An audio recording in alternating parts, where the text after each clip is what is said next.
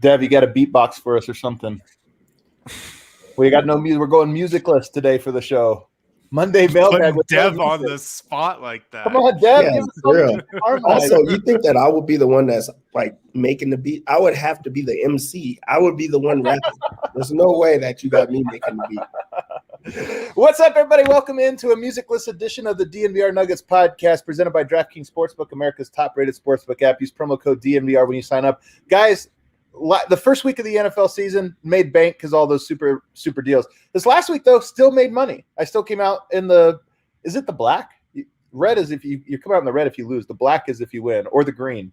I came out in the green. I'm on some money. Yeah. So I'm in the green this week. I got what you meant. You guys know what I'm saying.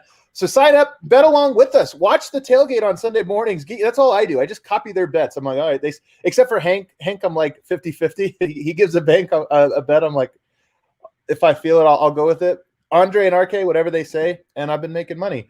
Monday mailbag edition of the show. I'm very excited for the show. I don't know if it was a weekend away. I don't know if it's the last week of the off season, has me hyped. But we have some really good questions that people sent in and some cool things that happened around the NBA over the weekend that I'm excited. And to join me, we brought in the handsome one, Harrison Wind, the wind flowing through his hair.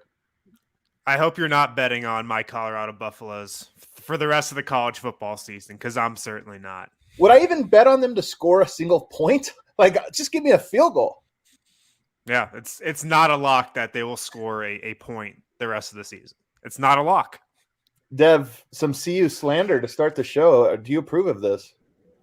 From the performance that we just seen from them last week, very tough. What makes it hard, though, about betting against them is you just don't know which team you're going to get. You might get the really good team that played well against A&M, or you're going to get the team that just did not show up at all. Regardless, the offense is broken. So team totals, you go under. Well, I know what team we have today here at the DNVR Nuggets. We got the A team. This is the A squad. No Eric, no Vote to weigh us down. We're running. Oh, Vote's in the chat, man. Vote's in the chat, and he's dunking on our backgrounds already. Very shortly, I will have a brand new one, though. It's going to be glorious. Well, it can't get much worse than what you got right now. So he's talking about my bed. Just sitting on my bed is not. It can't get much worse than that. So we're going to get to the mailbag in segments 2 and 3, but to start things off, guys, we have to play a little thumbs up or thumbs down. And super producer Kale is taking an off day today, so we got super producer Yahir. Actually, I should call him junior producer Yahir. He's still junior producer, who's on the ones and twos. Can we get a little thumbs up, thumbs down, Yahir, for the segment there? There it is. Look at this. Ooh, all right, Yahir, 1 for 1. 1 for 1. This is a throwback graphic to like the first year of the DNVR show up at the old Lakewood office. This one's simple. Some things happened around the weekend that I'm very curious. The first thing we have on the docket, JaVale McGee, former Nugget. He had this to say about the Denver Nuggets playing on Christmas Day. Go ahead and play that clip here. Here's the first part of this. You can tell he's like a deer in the headlights at first. He's like, like he definitely tries to avoid it. But Dev, thumbs up or thumbs down to JaVale? Is this a fair comment? He's going thumbs up. I think that it is fair. I mean, JaVale is a player that's been in this league for a very long time, and he's also had 2 tenures with the Nuggets. So he does understand what fan bases look like and what they should look like. He's a vet that, he's done his time. So I mean, I feel like he has to have an idea of what a good fan base or what a more bought-in fan base looks like. And I mean, I think it even starts with being able to watch your team play. I think that there's just Harrison, thumbs up or thumbs down? Is this fair or foul? This is foul, man. This is foul. This is some shade. JaVale McGee was on the Nuggets like 4 months ago. Yeah. He was just on the Nuggets. Man, if he doesn't think like the Nuggets are entertaining to watch, I don't know. I don't know what team is. I'll tell you who's not entertaining. Does anybody really want to watch the Knicks on Christmas Day? Who wants to watch Julius Randle fork up threes on Christmas Day? So that's where this one gets a thumbs down from me, because this is actually originally this game was supposed to be called flagrant, common foul, or no foul. This would have been a common foul to me, because he's not wrong when he says that there are more fans of the Knicks than there are of the Nuggets, and therefore that's what that day's all about. Let's capture the widest audience. But then he goes on to say entertainment-wise, and that's where I go, hold on. There's some teams that are not very entertaining that are not on there. And the Nuggets are entertaining, and here's the problem. Again, I don't care about this. Personally, I don't care. I told you I was pumped that we don't have to work on Christmas. Very excited for that. But, when we talk about why the Nuggets don't have a bigger following, in large part, this is why, is because they don't get that attention. They don't get that platform, so then they don't capture it. Like, to me, it's both fair and foul, thumbs up and thumbs down, because he is not necessarily insulting them, but he's also just part of the problem, saying, like, keep them away because nobody cares. They'll never be cared about. You can't say that, but the Nuggets have gotten back-to-back Christmas Day games in these last 2 years and have absolutely laid an egg in each one of them. If that they got killed by the Pelicans, they got killed by the Clippers, so they have gotten a chance to capitalize on that. They haven't. Yeah. So, yeah. All right, thumb sideways. All right, next one I've got Peter Cornelia. I can't believe this was the second topic. Peter Cornelia is back. Yeah, here. Do we have this? Oh, no, he's pulling a kale. He's pulling a kale over here. My goodness. Well, that's not – all right, that's a photo. That's actually of him being drafted. All right, we'll use this one. Peter Cornelia is back with Denver. He signed his two-way. By the way, he signed his two-way deal. The Friday's Casual Friday ended at like 1 o'clock. He signed this at like 1:03. It was almost immediately, right, that they announced this deal. If you watched the show religiously through the offseason, you saw this one coming. But what do we make of this, Dev? What do you think of thumbs up or thumbs down to this Peter Cornelia getting a two-way? I'll give it a thumbs up. It shows that they still believe in a draft pick that they once had. At the time of this draft pick, he was never mentioned because look who else is next to him in the picture. So like for them to still get him over. You don't see those type of things happen. Once they have it, those are drafting stashes that never make it on over. But the fact that he's making it over, there has to be some type of momentum going on his side, and also just like him getting better. Also, the Nuggets do need a backup center or just somebody that they could count on, and maybe that he's a person that can play his way into that, at least for just small minutes. So I think it's a positive. Harrison? I'm all for it. I just want the Nuggets to do everything that just keeps digging the narrative that Tim Connelly crushes everybody in the draft and that he can just find another guy in the second round that's an NBA player. So I want to see what Peter Cornelia can do. Now we'll see what he can do in the G League this coming season because there's no way he's playing real minutes for Denver. At least I don't think so. But he's a little interesting because he's a stretch five who can shoot it. He's never really done much internationally. His shot's been there at times though, so you think that's going to translate. So he can shoot it. He's big. He's 6'11". The Nuggets drafted him in 2016. Like you saw that picture. Right. That was a while ago, man. It really was a while ago. And it's funny because he hadn't really done anything in France until this last season when he kind of got a little more opportunity and blew up. He averaged 14 and a half points this last year in France. The year before, he averaged 7, doubled his scoring average last year. So he kind of came out of nowhere to have this big season, made France's Olympic team. And I'm for it. I see our guy Flo. I believe Flo is French. I can't remember. I think he is. And so we see him very excited, very enthusiastic about this one. But so here's what I will say. I was sent, it might have been by Flo, one of our French viewers or readers sent me an article translated from French with Peter Cornelia over the summer. And it was fantastic because if you guys remember, when he came over for Summer League, especially that second year, he came over for 2 Summer Leagues. First one looked interesting, intriguing, very young, very raw. Second year, I thought he looked a little soft, a little disinterested. I remember making a note about him being on the bench and not even watching the game, just kind of like off in La La Land. And he talked about that's the difference between him back then and now is that he's sort of grown a heavier appreciation for what the opportunity is in front of him. And he takes it more serious now. He's more competitive and this or that. All of that is TBD, but it was my biggest concern. And to hear him talk about that unprovoked, about like I have a rejuvenated sense of drive to be great at it. It makes me excited. And as you mentioned, I mean, it's a two-way. Most two-ways don't work out.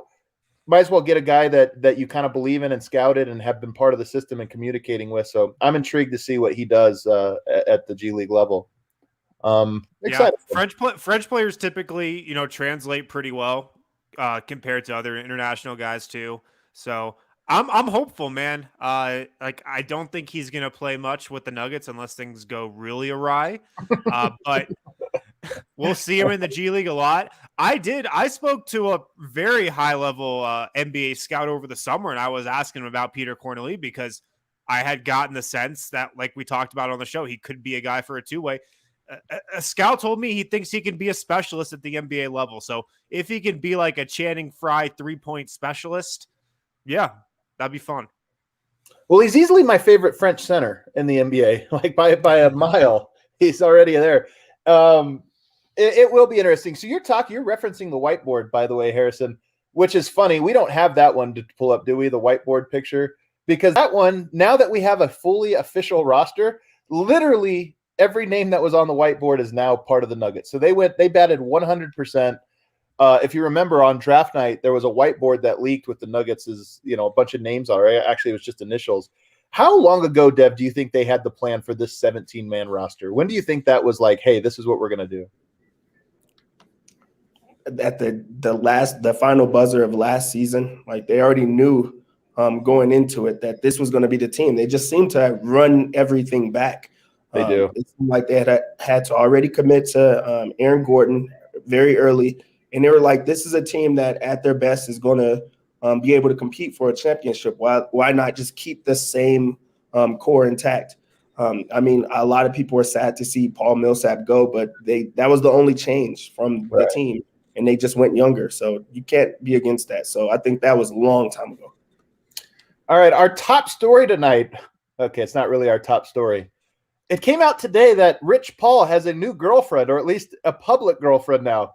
Adele. Can you pull this one up? This is news according to TMZ. Adele goes, I guess Adele more famous than Rich Paul. So I did this backwards. The headline is actually Adele has a new boyfriend, Rich Paul. Wow, a power couple for sure, but what a strange one. Harrison, I'll start with you this time. Thumbs up or thumbs down to this new power couple? I'm going thumbs up.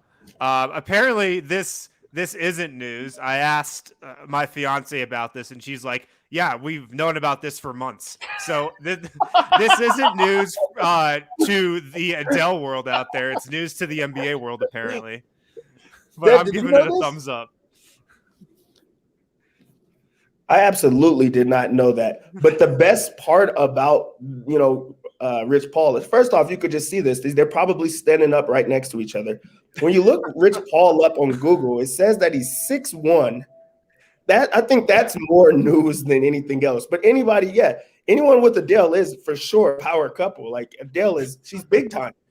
That really is not so much big time. He's not 6'1". This, like, LeBron is going to own an NBA team very soon. Like within the next 7 years, he's going to own one, and it's going to be Rich Paul, Adele, and LeBron as the ownership group. You can already see it happening. It does feel like, medieval times. The power, like France king is sending his daughter to the English. They're marrying to create the power that they can rule the kingdom. There's so much money now between those two and LeBron. They're definitely going to own. They might own the whole NBA before we know it. I don't really have anything else. I do find it funny that your fiance knew about this, Harrison. How could it go so old news? I don't know. Adele was courtside in Phoenix during the finals. Yeah, I missed that. I gotta say, I missed that. I'll admit it. The Clippers have a brand new stadium, you guys, or plans to build a brand new stadium. This has been in the works for a long time. It's nearly a $2 billion building. It's pretty spectacular. We all know Steve Ballmer doesn't even look at his bank account. He never gets nervous to see how much money is in there. Like, I don't want to check it till my check comes in or this or that. He's doing fine. $2 billion arena, and pull it up here. It looks very futuristic. This is the shot right here. This is the one that you're like, holy hell, this looks incredible. What do we think? Very vertical. Dev, thumbs up or thumbs down on this new arena? Thumbs down. Yeah, I'm gonna thumbs down. This looks like a Gladiator or something like that. Like these these are entertainers, but not in that like lens. So I don't understand how they're going to be able to have this vertical idea. Also, with all of the cameras that's like circling around it, or sorry, the video, whatever it is, what are they going to put on each one? You would have to entertain the crowd with something on each one. There's just a lot going on here. It's just a live stream of Steve Ballmer. Just for sure. A one shot of Steve Ballmer the entire game. But the outside, that's wicked. Like everything about that looks nice. The inside, I don't know how they're going to be able to do that. Harrison, by the way, it's 1.2 billion. I said almost 2 billion. I rounded up. I should not have. Okay, I'm going thumbs down. I think there's disaster potential with this arena. I know Kawhi just signed that new contract that's supposedly going to keep him a Clipper for this arena to open. I mean, how confident are we Kawhi's going to finish out that contract? How confident are we that the Clippers are still going to be good by the time this arena is built? I don't have a lot of confidence in that. I feel like this could be a very a bad investment for Steve Ballmer. Except for it's going to be a great one because this is just like the Rams or the Chargers where who's going to be at this game? It's not going to be the little kid from down the street who's got his Clippers shirt and, whatever. It's going to just be like corporate tickets. You could just tell already this is going to rival Oracle for people that are just there because their company bought these tickets for a massive amount of money. But if the Clippers suck, nobody's going to be there. I don't care how corporate it is, Like if the Warriors suck, would anybody go to Chase Center? I don't think so. I really don't. I think you guys are both haters. I think this looks incredible. I like stadiums. I'm a stadiums guy. Every time a new stadium comes out, I get excited to see what it looks like. I think this thing looks dope. I'm all in for it. What I'm not all in for, play the video now. We have Kawhi Leonard, who is at the unveiling of this, and his enthusiasm is exactly what you would expect. We have it here? You guys seen this video? This is incredible. Oh, of course. Who is this that's performing, by the way? Should I know? It's not Pitbull. I'll tell you that. It's not Pitbull. And here's Kawhi, courtside. Oh my God, he hates life. Paul George too. You can tell Paul George is like nobody's into it. Kawhi's getting a bad rap here, but nobody's into this. The thing that's so funny about this is I feel like Paul George. Kawhi Leonard really is your culture center for the Clippers, and his culture is like never smile or be happy. And so you've got all these guys. You got Paul George sitting there, and he's kind of it just seems like he's with Kawhi. Like, am I supposed to be angry right now? I'm just going to be angry. I'm shocked they got Kawhi to show up at this thing. Like how? look at Jason Preston. He's not even happy about being there. Jason Preston had to be there as well. He's like, this is what it's like to be in the league. Jeez. The thing is, I don't know what Kawhi looks like when he's happy. So I don't know if he is happy. This could be him smiling. We just don't know. There's no chance. There's no chance he's happy right now. This is the type of event that you invite Kawhi to when you're the team PR guy and you're like, please show up. And you don't know until the last second if he's going to show up. And once he does, you're like, thank the Lord. I don't get But then he just does this. Kawhi enjoys hanging out with Steve Ballmer. I imagine those two are not fast friends in any way. But do you remember the first press conference, the opening press conference that they had when Kawhi and Paul George got there, and Steve Ballmer did his whole thing, and it was like the first time that those two had seen it up close, and they were like kind of into it. But now this is year 4, and they're definitely over it by now. Like you get over that quick. I think it would suck to root for Kawhi, man. He's such a drag. Yeah, he's such a buzzkill. Somebody in here says this footage is bumming me out. It is, man. It's hard to watch this hype video and not be bummed. It's pretty terrible.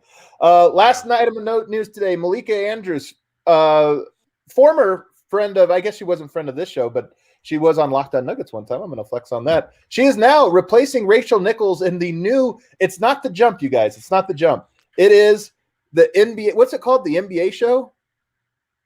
It's called the NBA Today. This is clearly the result of just what 100-person focus group of 50-year-old dudes who have cable like the most. They chose NBA Today, or it came out of the ESPN show name generator, like NFL Today, NBA Today, just the sport, and then, just a word.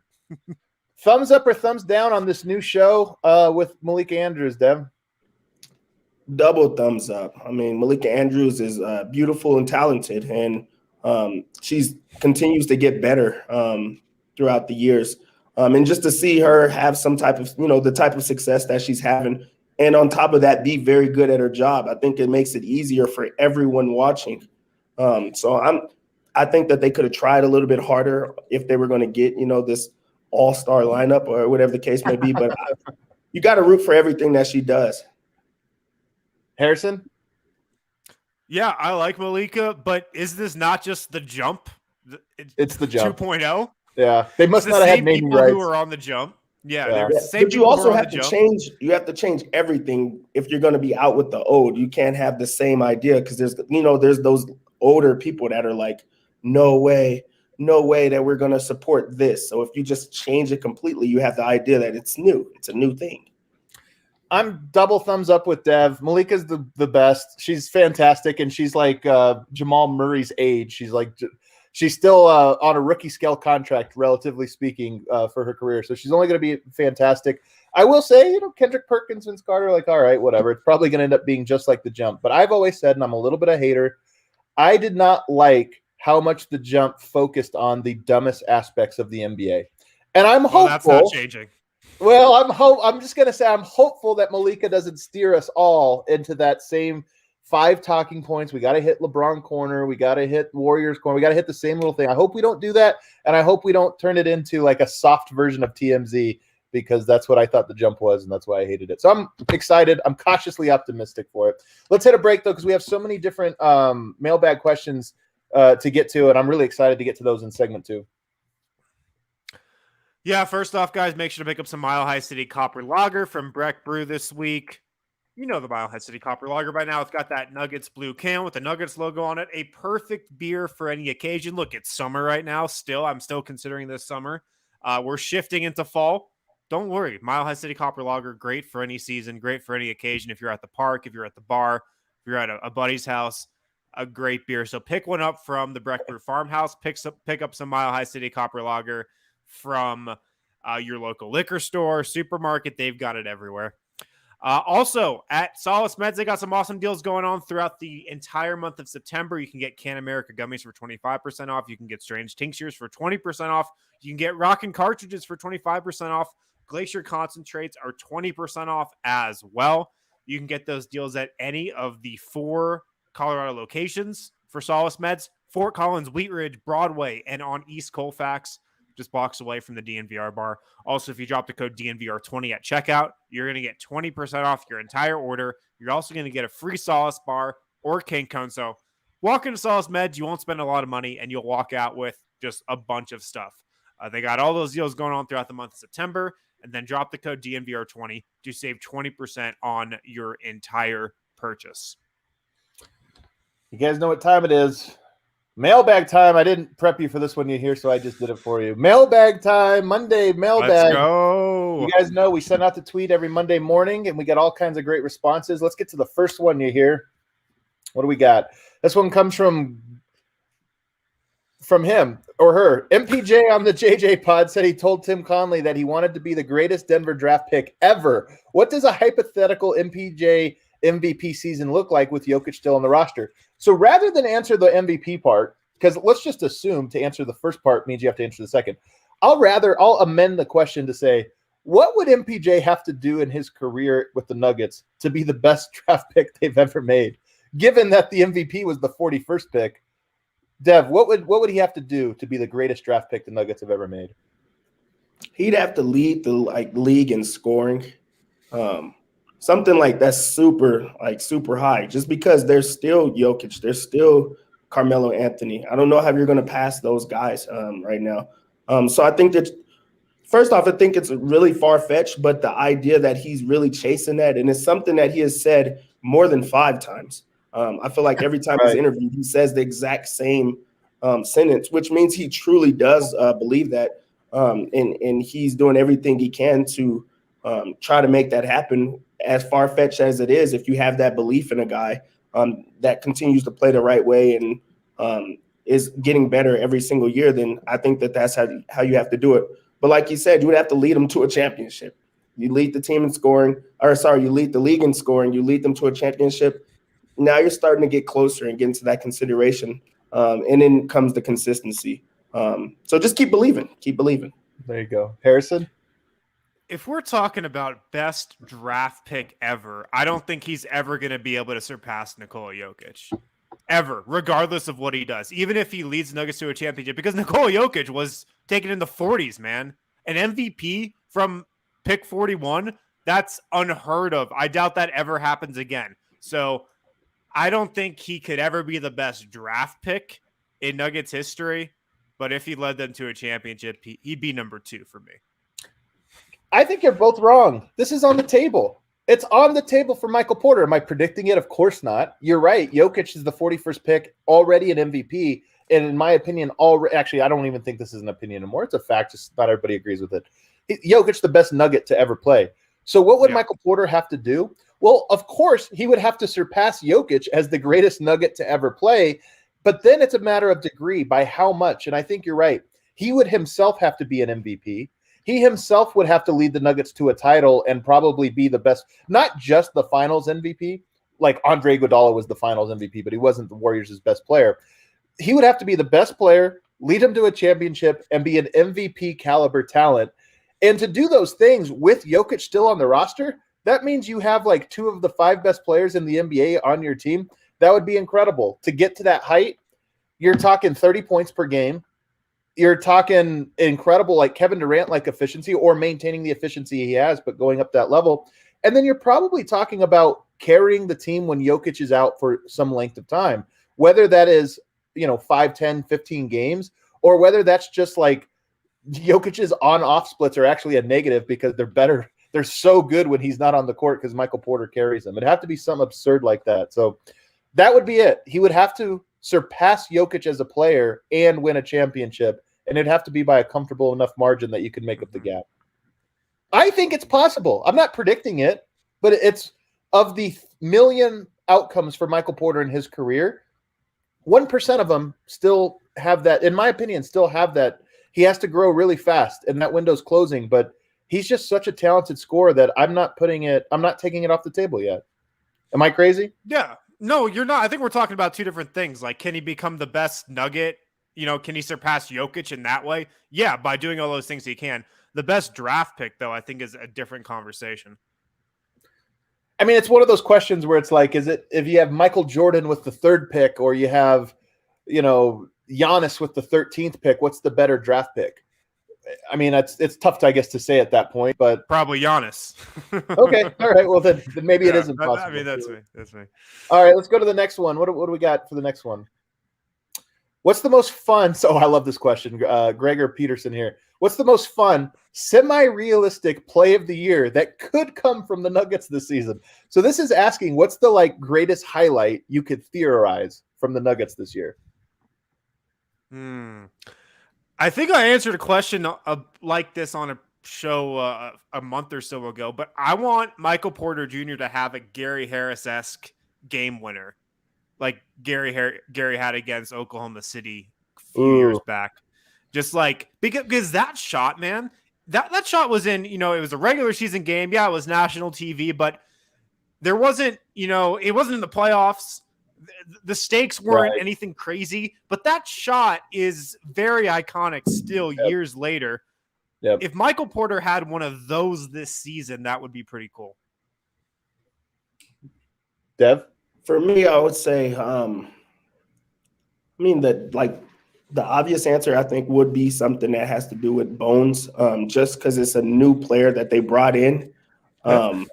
That you don't have a lot of expectations for, so maybe like a 30-point or 40-point, the blow-up spot that puts a lot of pressure on the other guards and also Coach Malone to we see what's happening and if he gets a chance and he actually does well in it, going forward with it. But my answer is going to be I would like Jokic to dunk on a star that. Yes, let's go. I want Jokic to dunk on a star. Catch and for them trash talking and everything. I'm into trash, but I think that would be the best. That would be the best thing of all time. Jokic catching a body like that, like Paul George, and one two-handed slam on him and then talking shit would be that. You're right. That would I think surpass a lot. You know what's funny when we think about this? We almost always go. You went to Bones, which is interesting, but we almost always go to Murray, Jokic, or MPJ, and I think that's probably right. A game winner, or something crazy. You think Aaron Gordon's capable of having? I mean, he's the best dunker on the team. He's the one most likely to do something in a game that's like ridiculous. And I wonder if him catching a body might be our best highlight of this season. Yeah, that's a contender for sure. I mean, he's the best dunker on the team, right? Yeah. Maybe it's over somebody in Phoenix would be like the best. Is that like cathartic enough if there's a nice just Jokic dunks on Ayton or something? What about just like on Jonathan Isaac or on Mo Bamba? No, on his old former teammates. I think the other one, this is me. This would not be the one that goes the most viral, but I would love, because I love Denver starting five, I'd love to see a ball is poppin' possession, a Spurs-esque ball is poppin', where all five guys touch it and it winds up in like either a wide open three or even better, just a wide open dunk down the middle or something where it's like 8 passes, they so thoroughly dismantled the defense that they get the easiest thing, and you're just like, yeah, this group is incredible. A beautiful Bones Highland to Peter Cornerly pick and pop would be up there too. Peter Cornerly made a surprise appearance in this question. That'd be a contender. Let's go. What's the next one? I thought it was a great question, by the way. I love that one. Heart Monster 3 says, what does a Nuggets death lineup look like pre and post Jamal's return? Harrison, take this one. All right. So, I mean, we know 4 of the people that would be in the death lineup, right? Yeah. Jokic, sure. Well, Gordon, Porter, Barton. I mean, I feel like those 4 would definitely be in there. And then the 5th one's tough because, Monte's the starter. If PJ ascends like we think he could, I think that could be PJ Dozier in the 5th spot, in like a closing lineup potentially. So that's probably it pre Jamal return. Post Jamal return, I mean, it's the starters, man. Clearly. I don't even think there's another answer. Yeah. Dev? Yeah, I was going to say it'd have to be the same thing with PJ Dozier, just because of the type of defender that he is. The other starters just all make like complete sense. You have to go with them every single time, but you would have to go with whoever your best point guard defender is, or the one that causes the most issues. And with PJ's size, it just makes it a little bit easier for them.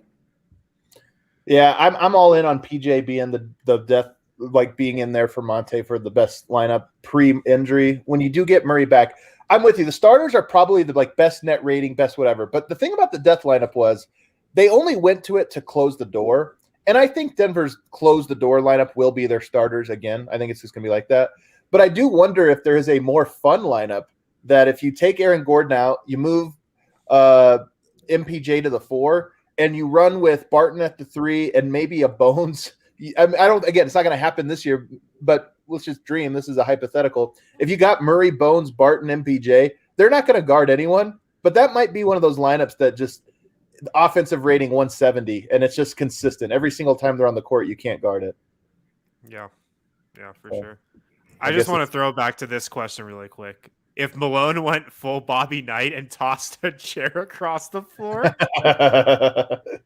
that might be the play of the year. That would definitely be the play of the year. I don't see him doing it.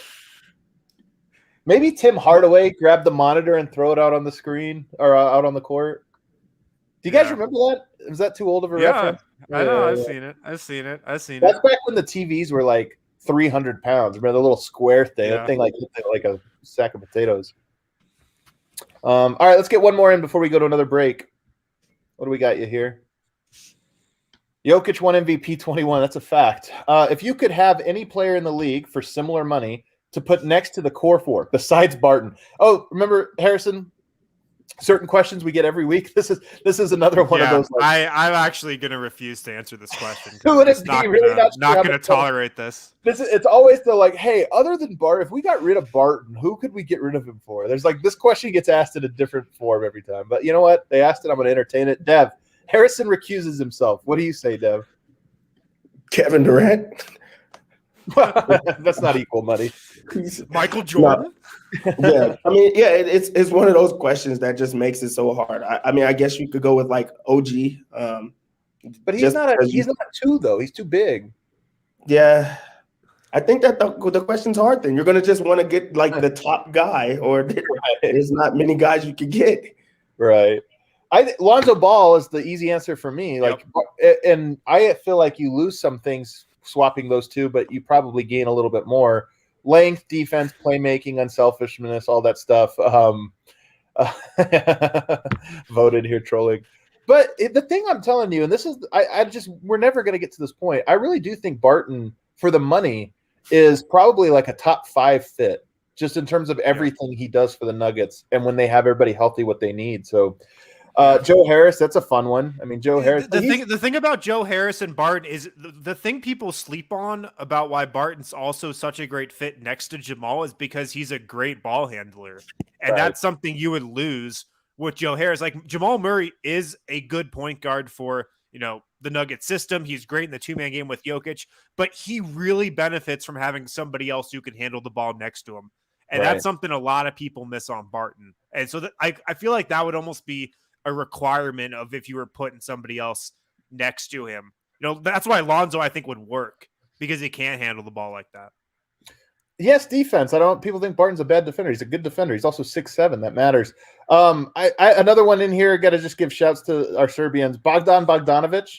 He's another guy that's in that price range, more or less, that I think would be good. I do think you lose a little bit, though, with him, but you gain probably some more shooting and Serbian chemistry, I guess. Joe Ingles is another one that I've always liked that's sort of in that price range. There's this guy in Orlando. He's a rookie last season. He wore number 14. He would be a pretty good fit. Gary Harris? No, RJ Hampton. Oh, RJ Hampton. He doesn't wear 14, does he? No, 13. Sorry, 13. Yeah, I was like 14. That's our guy Gary Harris. I think he wore 14 in Australia. I think Gary Harris. I honestly, other than those guys I mentioned, and even those guys are like 50-50. To me, he's right there. Gary Trent Jr. He just signed a bigger deal, so maybe he's out. But he's another one that brings some shooting, some defense, some intensity. He might be good as well. All right, let's take another break. On the other side, we still have a bunch more. I think we got 4 more questions on the other side, so we still have a lot. Yeah, guys, we are now sponsored by Ball across the entire DNVR network, as in Ball Arena, where the Nuggets play, as in the aerospace technology company, also as in the world's largest aluminum can and packaging manufacturer. Ball has been leading global sustainability efforts for decades, and they're adding line capacity to their 400-person plant right here in Golden, Colorado. The demand for sustainable aluminum beverage cans is greater than ever. And chances are, if you've consumed a beverage in a can, it's been from a Ball aluminum can. So right here in Golden, you can check out their job openings at jobs.ball.com. Search for Golden, or you can text Golden to 77222. Ball, of course, makes the 8, 12, and 16-ounce can sizes for all kinds of liquids. They make cans in over 30 different sizes at facilities across the world. The Golden plant makes regular 8-ounce, 12-ounce sleek cans, 24-ounce growler size, 12 and 24-ounce cans, Alumitech bottles, and several different can lid sizes as well. Like I said, they're hiring. They're adding line capacity to their 400-person plant here in town. Go to jobs.ball.com and search for Golden for more info on that, or text Golden to 77222. Also, at Manscaped, if you're a DNVR listener, you guys can get 20% off plus free shipping with the code DNVR at manscaped.com. If you're browsing manscaped.com, I'd recommend the Performance Package 4.0. With that, you get the Lawnmower 4.0 with the 4000K LED spotlight. It's also got the wireless charging. That Performance Package 4.0 also comes with the Shed Travel Bag, a $39 value. Great value there with that Performance Package 4.0.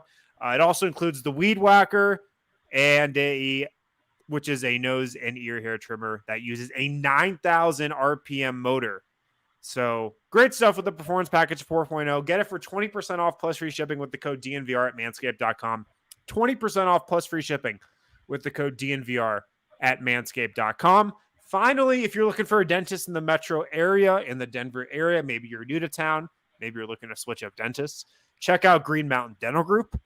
They're great at what they do. A lot of us here at DNVR, we go there to get our wisdom teeth pulled, get cavities filled, get our teeth cleaned. Schedule a cleaning, x-ray, and exam with them. Get a free Sonicare toothbrush today. That's all you got to do. Schedule a cleaning, x-ray, and exam with Green Mountain Dental Group, located 15 minutes from downtown Denver. Get a free Sonicare toothbrush from them today. All right, final segment back here. Want to remind everybody, so everybody here following us for our Nuggets coverage, we hope you guys also know we have great coverage across all Denver sports. The Broncos 2-0, undefeated, the top of the standings, the number one team in the NFL, many people are saying. We have a Broncos postgame show that's always fantastic, guys. The number's been blowing up. We've also got Rams and Buffs postgame show. If you tune into the Buffs postgame show, somebody on this panel is a very frequent analyst. I'm not going to say who. It's Dev. It's actually Dev. So if you want to hear Dev lament the Buffs being absolutely terrible at football, you should tune in. I'm glad I wasn't on that post-game show last week, man. Or right, Dev, come on. 3 days ago. Are you wearing lightning on your shirt? Is that lightning? Does that say that NASCAR? Thunder and lightning. Thunder. Well, I don't know. Look, what happened today is it's pajama day at work. So I just threw on anything that I could possibly throw on with pajamas all over. It's crazy. Who's your favorite driver? NASCAR. Just like, is it the old Intimidator? Dale Earnhardt. Yeah. The Intimidator, the old one. All right, there we go. NASCAR, baby. Here, let's bring another question up. I'm a big Jeff Gordon guy. Oh, yeah.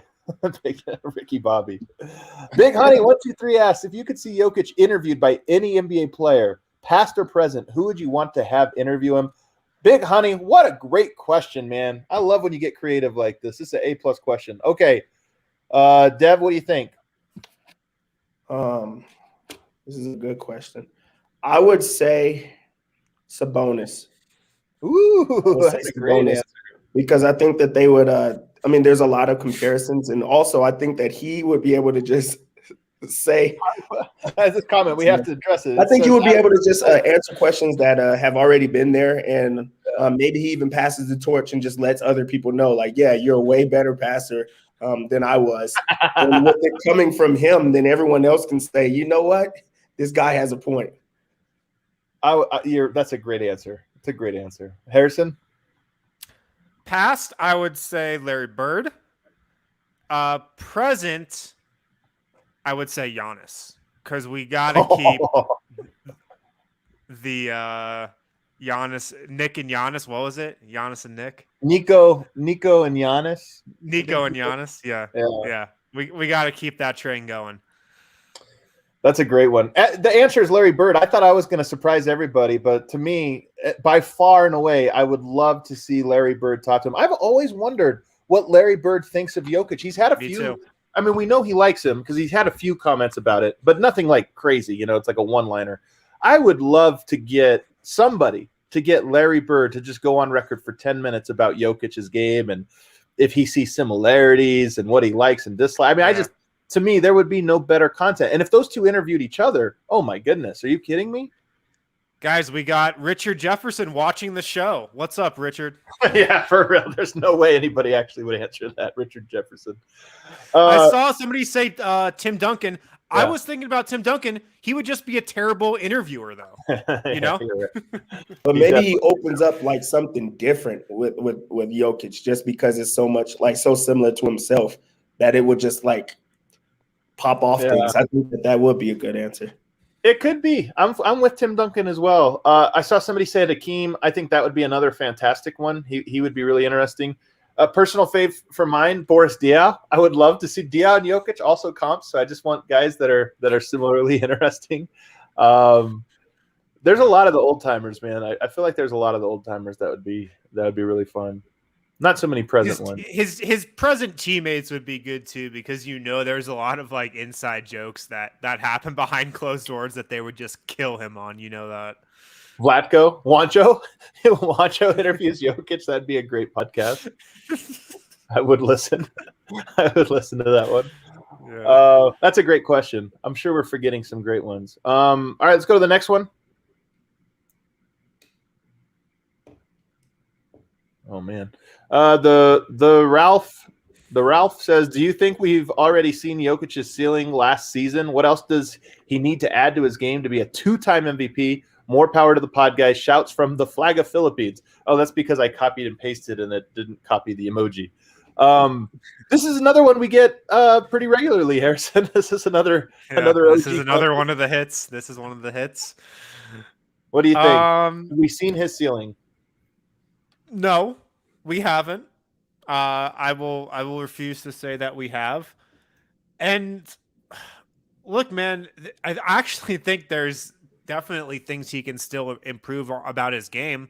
One of the big ones is his composure, to be quite honest. I mean, that's how his season ended last year.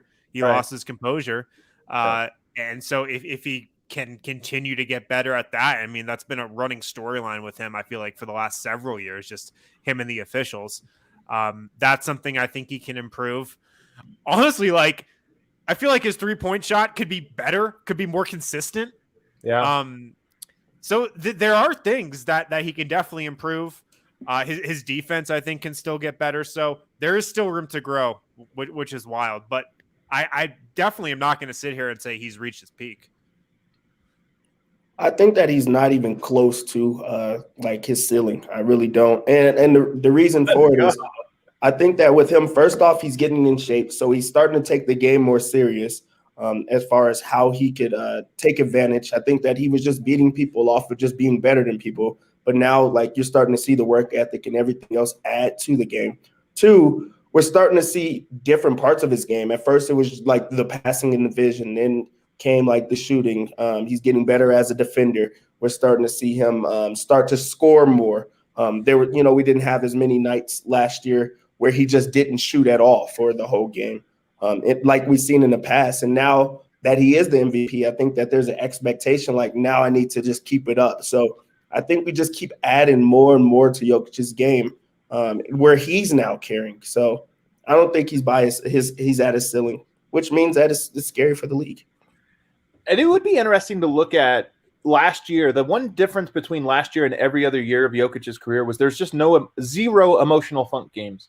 He had a couple games that were not up to his standards, but most games were great, and largely because he was engaged in every single game, all 72. And I expect that to be a thing that stays. I just don't think we're going to have like 10 games a year where Jokic seems like he's whiny or pouty. So I think that part, I wonder how much that alone raises up his per game averages. Like, you just take away the 10 games where he scores 6 points. So I wonder if there's that. But here's the interesting part about this question. Michael Jordan, his best box plus minus season of his career came 1987-88. LeBron's best career statistically, again, box plus minus, was 2008-9. Nobody thinks that was their best season, right? That was just the production for 82 games was high, but both of those guys got better and better as their careers went on, even if their numbers took a dip. Last year may or may not have been Jokic's best box plus minus season, but I don't think it's by any means going to be his best season. And one of the differences you're going to see, yes, Denver was outgunned against Phoenix. They were shorthanded. I think Jokic was exhausted. I do think that in future years, we're going to see a Jokic that is more unassailable, even when the chips are against you, where it's like, it doesn't matter that you are outnumbering him, that his team is way less than the other one. He can still grab a win or two or this or that. So I do think his best days are ahead of him, but I wouldn't be surprised if this was his only MVP or statistically this was his highest box plus minus year. There's also something to be said about, and this is probably the case with Jordan, why he had that best season of his career at that point. The way Jokic just takes in the game and understands it, he's like a computer that's just gathering more and more data every single season. If you think about all the data he's going to have and how easy everything's going to be for him just in terms of, oh, this team's playing this defensive coverage. Okay, like I know exactly what to do here. Like he already does that. But imagine what it's going to be like when he has 3 or 4 more years of data. So I think in that respect, it's going to get easier for him, or a lot of aspects are going to get easier for him. And also, I wonder, kind of like you were saying, Adam, if him being in this kind of shape, if that just like opens up a whole new dimension for him. And the shape he's in right now, it's clearly the best shape of his career, as far as what I can tell. Right. It's the most in shape he's ever come into a season. And even though, coming into last year, he was really chiseled. he's in another stratosphere right now, I think. So I wonder if that really just opens up an entire new door. And his box plus minus, by the way, was 11.7 this year. Michael Jordan had a better box plus minus 3 times. So think about it. Like, Jordan played all those years statistically by box plus minus. MJ was better than all but 3 Michael Jordan seasons. So to say that he won't surpass this one, I think LeBron also has 3 seasons, one at 11.7, one at 11.8, and then one at 13. So Jokic, if he never goes higher than that from a box plus minus standpoint, still will go down as one of the greatest single seasons statistically that we've ever seen. All right, we got a rapid fire. We got 4 more left. Let's go to the next one.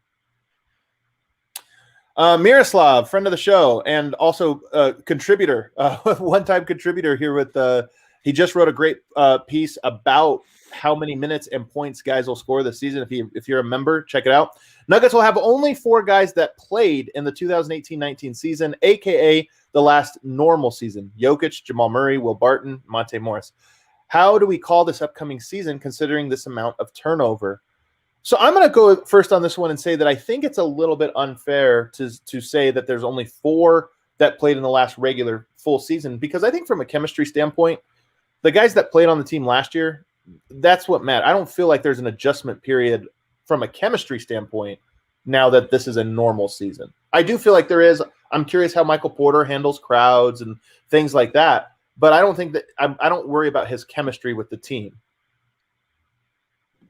I also don't. I agree. Sorry, I was gonna say I don't see it as well. Also, I think that with the team being more focused on who they're going through, and like they're running the offense through Jokic, they're gonna need MPJ to step up and also go through it. I think that makes it a little bit easier for them because everyone else can fit in where they're supposed to be. I think it's more focused where guys know what to expect of themselves and what teammates should expect of them. So I do think that it makes it a little bit easier. Yeah, it's almost as if in terms of a pecking order, there's almost never been more of a defined pecking order, I feel like, going into a season. Obviously, Jamal being out is a big part of that. But even in the past, you've had Gary, you've had Will. Now it's very clear in my mind who the top 3 options are. And I feel like that's very clear to everyone. Yeah. I see this comment here. Jokic, I'm pulling it up here. Jokic's career PR is currently 6th or 7th, and his best years are ahead. Yes, but again, I want to go back and just point out that Michael Jordan's best PER seasons in order: 88, 91, 90, 89, 87. So again, by the time he was Jokic's age, all of his best PER seasons had already happened, and then his career PR went down marginally from there. And I expect similar things for Jokic. We might have 1 or 2 more years of the climb, but again, like I said, he'll be a better player, but with less outcome, most likely. All right, what's the next one? Map Time asks, who is the most overrated superstar in the league? Trying to put us in a tight spot here. The most overrated superstar. I like this. This is like just begging for controversy. Deb, give us some spice here. Hold on, you want to go to me first? I want you to go first. Put your neck on the line here. It's actually in the contract. Whenever we have to say who's most overrated, Dev has to go first. The most overrated. First, I think that players are really, really good. Like, I really do. So this is just very difficult question. I would say, I don't know if he's considered a superstar. I would say Bradley Beal if I had to go. Oh, one. You stole mine, Dev. You stole wow. Mine. Okay. I would go with Bradley Beal if I had to steal one. Just because I think that everybody can score. He's in a position that he's forced to score a lot of points a night. But if you were to put other players on that team and they're able to do the same type of production, I think that they could. Okay. So I was also going to go with Bradley Beal. My number 2 would be Devin Booker. Wow. Yeah. I like Book, man. He's won me over. I like him too. I mean, he's definitely overrated right now. Yeah. What do you think Devin Booker shot from 3 last year? 38%. 34%. Wow. That is a little surprising. All right. I have a handful here, so I'm just going to get spicy. Jason Tatum, he's up on this. I like this one. I think Jason Tatum's really good, but he definitely gets half of the NBA media comes from Boston somehow. I don't know how that worked out, but everybody from Boston became NBA media, and they just pump up Jason Tatum nonstop. So he's very good, but like he's not that good. To me, he's just a regular good. Brandon Ingram, no longer a star, so this doesn't really count. When he was in LA, he was a superstar, but now he's just like a regular star. Nope. Yeah, Kyle Kuzma, a little overrated, I'd say. Also not a star, so he probably doesn't count. I had a couple more in here. Rudy Gobert, one for sure for me. Donovan Mitchell, even maybe a little bit. Here's the spiciest one. I'll say this one for vote since he's not here. Damian Lillard, really freaking good. Really has some, like, he has a best game. Like, if you want him for one night, that he might be, he's in that conversation. But he's a horrible defender, and it's not talked about enough that he is always on teams that are horrible defensively, and I think he has a lot to do with it. And as good as he is, I think he might be just a smidge overrated. Yeah. No, for sure. Just throw in Jamal Murray, then. Just throw him in there. If he's there, then I'm happy. What a hater. All right, we got a couple more here. What's our next one? That's the one we just hit. Damn it, Yahir. You're fired. Bronco Squatch asks, Nuggets starters took about 67 field goal attempts per game last season. How do you hope to see those 67 shots distributed amongst these starters this year? This is a tough one that requires some like actual math and digging, but we can pull up the numbers from last season here as sort of a reference point. I'm pulling those up right now. Last year Jokic took 18 a game. Murray took 16 and a half, so that's where you really have a lot of like 16 and a half field goals to distribute. MPJ at 13 and a quarter. In fact, why don't I share this for easier so you guys have it in front of you? I'll let you go first on this one, though, Dev. What is the question? Field goal attempts per game. How do you see this breaking down? This is last year. So how many field goal attempts, if this is last year, how do you see it breaking down this year? Pretty much how are they going to make up for those 16 and a half shots I think per Jokic game? Will stay around the same, maybe, I'll say add maybe one or two more shots a game. Michael Porter Jr. is going to go up, and they expect him to go up. How high does it go up, though? I think he'll be at about 16 a game. That's a little bump. Yeah, I think so. Will Barton, I think that now he comes in with the idea that he has to score. I think a lot of times he was calm and letting others score, and he was like the facilitator role. But now with him getting the green light, there are going to be some very, very angry fans, I expect. I say that he would go up to about 13, 14. So I pretty much have everybody just going up to whatever is next in line just because they're getting rid of that. And then off the bench, you're just going to need more people scoring. You're going to need Aaron Gordon to actually try to score a little bit more. So the expectations of scoring will be higher. But yeah, Michael Porter Jr. and Will Barton, I think, make the biggest jump. So for reference, last year in April, this is mostly without Jamal Murray, Michael Porter took 16 and a half shots. So that kind of gives you an idea of what he did last year. Do you have something, Harrison? Yeah. So I would say Porter around 17 shots per game at the fewest. I mean, I feel like he should probably be taking even more if the Nuggets know what's good for them. Will Barton's going to see a jump, I think, too. I mean, he averaged, like you see there, 10.9 shots per game. He averaged 12.7 2 years ago. So I think he gets back closer to that level. Yeah. And then Aaron Gordon too, man. I could see him taking, closer to 10, 11 shots per game, definitely getting in the double digits for sure. I'm with you. I don't think Jokic moves. I think he's right around 18 again. I think Michael Porter's all the way up to 17 and a half. I think he takes an even bigger usage jump.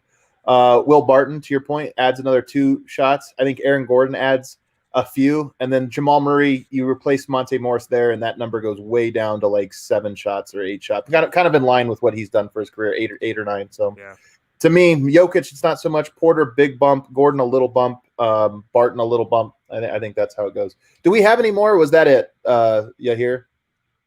We got one more. All right, let's get this one quickly because Dev's got to get back to work. Ross Williamson. The DNVR crew has to start its own NBA franchise, and each of the guys on the mailbag today. Actually, I'll just change it to say everybody on staff. We have a 5-person staff. We need a head coach. We need star player. We need to fill the roles. Harrison, what roles does the DNBA crew? What do we take in our new franchise?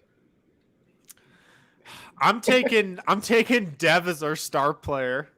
I know Adam thinks he's the better player, but I'm just going to say Dev has a little more translatable game to the NBA level. I'm going to say. Oh, you're thinking of this in actual basketball terms.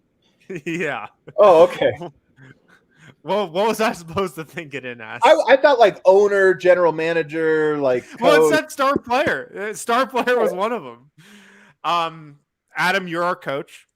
Adam's our X's and O's guy. Just throwing on the list every film session. I'll be the GM. I'll take that responsibility. What else do we have here? Announcer, was that one? Vote. What does Vote do? Is he sideline? Is he the owner? Vote sideline for sure. Just bringing the fan vote mainstream. I like it. Arena announcer. I mean, I guess we can give that to Yair. Okay, Yair's got it. Dev, what do you think? Yair kills it at trivia, so Yair's got some. He's got some experience. He is the announcer. You're right. Yeah, he's the Kyle Speller. Yeah. I think our GM. I think Harrison should be our GM. He just seems to like get the professional side of things. Adam, you'll be our head coach because you're really, really good with X's and O's. And I think that you just have an understanding of basketball that a lot of people don't. Leadership, also charisma, those things as well. Very important. Very important for exactly. Our star player, of course, it would probably be me. Of course. I mean, I was so glad that he said that. I was just like, oh, what am I going to do? There it goes. Our arena announcer, I would probably go with D-Line for sure. He has to be D-Line is just like the number one fan. He's got to be the mascot. Fan. He's definitely yeah. Also, I would give Vote the mascot if I had to give someone. He's the only one that could fit into that type of. There's no way we're doing aerial attack with any of our bodies. Like there's no he has to be the mascot. He's gonna be so pissed. And then like Kale has to be like our groupie. He definitely has to be like the local groupie of the. Never mind, we're going too far. That was not even a part of an option on the question. I had to give him a job. All right, here's what you guys both got it wrong. Of course, I'm the star player, but it's a player-coach situation. I'm coach, I'm player, I'm the star. Dev is the Chauncey. He gets to bring the ball up the court and inbound the ball to myself. Harrison's the general manager for sure. Got to manage everything.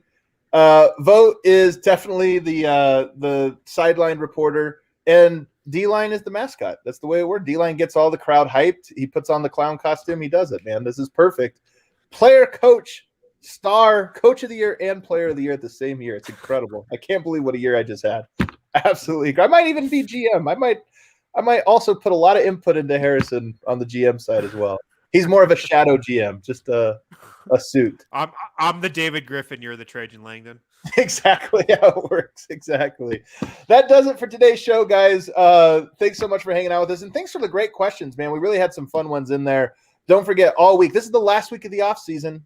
You're going to want to catch it because we get serious and buttoned up next week as Media Day rolls around. Oh, God. Don't forget to hit the like button, and we will be back again tomorrow with a brand new show. Adios, everybody. Do you know